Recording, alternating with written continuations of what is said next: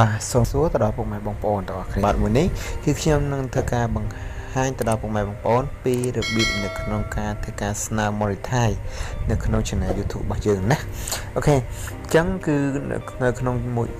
នៅក្នុងវីដេអូមួយនេះគឺខ្ញុំបានធ្វើការបង្ហាញនៅក្នុងទូរស័ព្ទដៃតែម្ដងបាទអញ្ចឹងយើងចូលមកកាន់នៅក្នុង channel របស់យើងមកគឺខ្ញុំជឿជាក់ថាបងប្អូនពិតជាស្គាល់ហើយបងប្អូនអាចចូលមកកាន់ Opera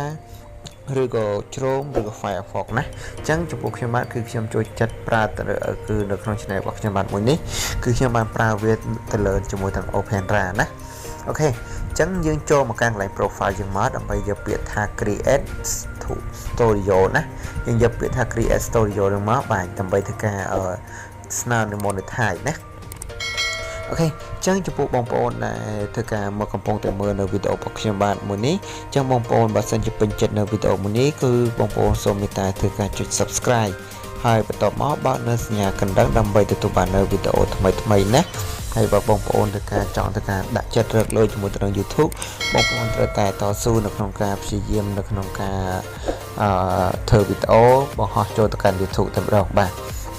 អូខេអញ្ចឹងមកដល់ត្រង់ចំណុចនេះគឺខ្ញុំមិនចាំបាច់ធ្វើការបង្ហាញអីច្រើនទេបាទគឺវីដេអូមួយនេះគឺខ្ញុំគ្រាន់តែធ្វើការបង្ហាញ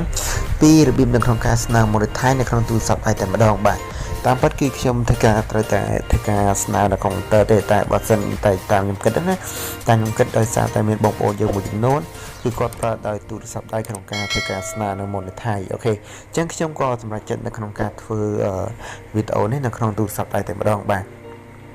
អញ្ចឹងនៅពេលដល់បងប្អូនធ្វើការចូលមកកាន់ dashboard ណា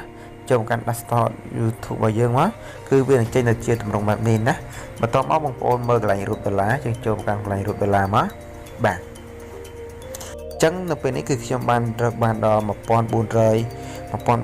1880 subscriber គឺខ្ញុំរើសបាន4055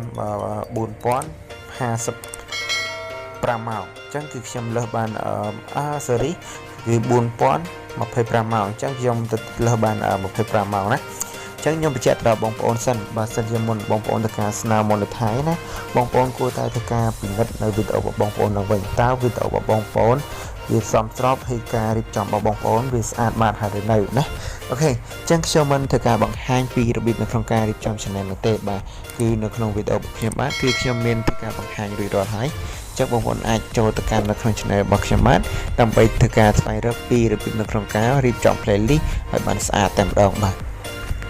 អូខេចង់មកដល់ត្រង់ចំណុចនេះគឺយើងចុចលើពាក្យថា apply now ណាបងប្អូនអ្នកនេះបាទគឺយើងចូលមកកាន់រូបដុល្លារហើយបាទគឺយើងចូលមកកាន់ YouTube Studio របស់យើងហើយយើងចូលលើពាក្យថា monetize បន្ទាប់មកយើងយកពាក្យថា apply now តែម្ដងបាទអូខេចឹងមកដល់ត្រង់ចំណុចនេះលើពាក្យថា apply now ចឹងវានឹងចេញទៅជាទម្រង់បែបនេះនៅក្នុងការស្នើ monetize ណាបងប្អូនអ្នកគ្នាបាទអញ្ចឹងយើងកន្លែង partner ទី1នេះកន្លែង step 1ណាគឺយើងធ្វើការឲ្យយើងធ្វើការ review partner program បាទអញ្ចឹងយើងចុចលើពាក្យថា start តែម្ដងបាទបន្ទាប់មកយើងធ្វើការចុច scroll វាឡើងលើបន្ទាប់មកបងប្អូននឹងឃើញពាក្យនឹងទៅឃើញនៅត្រង់ចំណុចនេះយើងចុចលើពាក្យថា I agree the YouTube partner program បាទ TS បាទយើងចុចលើត្រង់នេះមកឬក៏បងប្អូនអាចធ្វើការអានក៏បានដែរបើសិនជាបងប្អូនមានពេលទំនេរក្នុងការអានណាអញ្ចឹងគឺខ្ញុំមិនធ្វើការអានទេដោយសារតែនេះ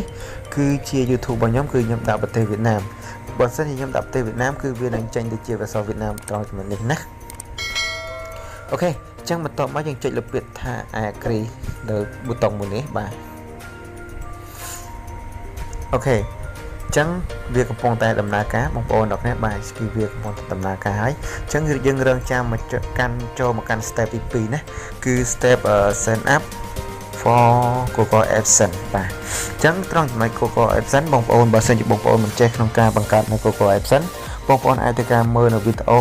ពីរបៀបក្នុងការបង្កើតនៅវីដេអូបង្កើតនៅ account Google AdSense ណាអញ្ចឹងមកដល់ត្រង់ចំណុចនេះគឺដោយសារតែខ្ញុំបានធ្វើការបង្កើតរួចរាល់ហើយជាមួយទៅនឹង Google AdSense ណាអញ្ចឹងខ្ញុំចុចលើពាក្យថា get start ចំពោះបងប្អូនដែលមិនទាន់មានក៏បងប្អូនអាចធ្វើការចុចលើពាក្យថា get start ដែរបាទខ្ញុំចុចលើ start អង្មកបាទចុចលើ start ហើយយើងបន្តមកវានឹងចេញជាទម្រង់បែបនេះណាបងប្អូនអ្នកគ្នាបាទយើងចូលមកកាន់កន្លែងនេះមកបាទអូខេអញ្ចឹងវានឹងនាំយើងមកកាន់នៅទម្រង់មួយទៀត បាទចេញជាទម្រង់បែបនេះយើងចុចលើប៊ូតុងពណ៌ខៀវនឹងមកបាទអញ្ចឹងវានឹងឲ្យយើងធ្វើការ verify ជាមួយទៅនឹង account យើងសិនបាទអញ្ចឹងយើងចុចលើ security របស់វាបាទយើងដើម្បីធ្វើការចូលទៅកាន់ security របស់វាបាទអញ្ចឹងយើងចុចបាទខ្ញុំចុចសិនបាទ4បាទអូខេ approve verify successful អូខេអញ្ចឹងយើងចូលមកកាន់នេះមកបាទយើងចុចលើ start ភាសាទៀតអូខេអញ្ចឹងមកដល់ត្រង់ចំណុចនេះវាមាន2នៅសញ្ញាព្រួយ2ណាបងប្អូនអ្នកគ្នាបាទមកដល់ត្រង់ចំណុចនេះបងប្អូនកលេចមើលត្រង់សញ្ញាព្រួយនេះមកបាទបងប្អូនមើលឃើញហើយអញ្ចឹងខ្ញុំសូមព្រីអាធំបាទមកដល់សញ្ញាព្រួយទៅនេះខ្លាយ step 2ណាបងប្អូនអ្នកគ្នាបាទយើងចុចលើសញ្ញាព្រួយនេះមកបន្តមកគេដាក់ yes I have account អញ្ចឹងយើងដាក់ទៅ no have I don't know អញ្ចឹងចំពោះខ្ញុំបាទគឺខ្ញុំមាន account រួចរាល់ហើយអញ្ចឹងបើចំពោះបងប្អូនដែលមិនទាន់មាន account បងប្អូនអាចធ្វើការចុចលើ I know I don't have ណាតែនេះគឺចំពោះខ្ញុំបាទមានគឺខ្ញុំចុចលើពាក្យថា yes I have ណាអូខេគឺអញ្ចឹងខ្ញុំសូមជ្រើសរើសអាលើតែម្ដងបាទដោយសារតែអាក្រមគឺខ្ញុំមិនធ្វើការបង្ហាញឬក៏ធ្វើការបង្កើតនោះទេបាទបងប្អូនអាចធ្វើការស្វែងយល់បន្ថែមជាមួយទៅនឹងវីដេអូផ្សេងៗទៀតណាអញ្ចឹងខ្ញុំចុចលើពាក្យថា yes I have ណាបាទខ្ញុំសូម select យកពាក្យថា yes I have បន្តមកវាឲ្យយើងចុចលើពាក្យថា continue ណាបងប្អូនអ្នកគ្នាបាទអូខេអញ្ចឹងវានឹងនាំយើងទៅកាន់ Google AdSense តែម្ដងបាទអញ្ចឹងវាឲ្យយើងធ្វើការជ្រើសរើសនៅ Google AdSense យើងមួយណាបងប្អូនអ្នកគ្នាបាទតែយើងជ្រើសរើសនៅ account Gmail យើងមួយណាអញ្ចឹងខ្ញុំសូមជ្រើសរើស Gmail មួយនេះតែម្ដងបាទជា Gmail មួយនេះបាទបន្ទាប់មកទៀតគឺវាឲ្យយើងធ្វើការដាក់ទៅក្នុង password ណាបងប្អូនអ្នកគ្នាបាទអញ្ចឹងខ្ញុំសូមធ្វើការដាក់ password សិនបងប្អូនអ្នកគ្នាបាទបាទអញ្ចឹងវានឹងចេញជាទម្រង់បែបនេះគឺជាទម្រង់នៅក្នុង AdSense របស់ខ្ញុំបាទនេះគឺជាយក website គឺជា link URL របស់ channel YouTube របស់ខ្ញុំអញ្ចឹងខ្ញុំចុចលើប៊ូតុងពណ៌ខៀវតែម្ដងបាទខ្ញុំចុចលើប៊ូតុងពណ៌ខៀវបាទអញ្ចឹងយើងធ្វើការឡើងលើបន្តិចមកបាទអញ្ចឹងវានឹងធ្វើការចូលទៅកាន់ AdSense យ៉ាងតែម្ដងបាទអញ្ចឹងនៅពេលដែលនេះយើងបានធ្វើការនេះគឺយើងបានធ្វើការសម្រេចហើយបងប្អូនអ្នកនេះបាទគឺយើងបានធ្វើការ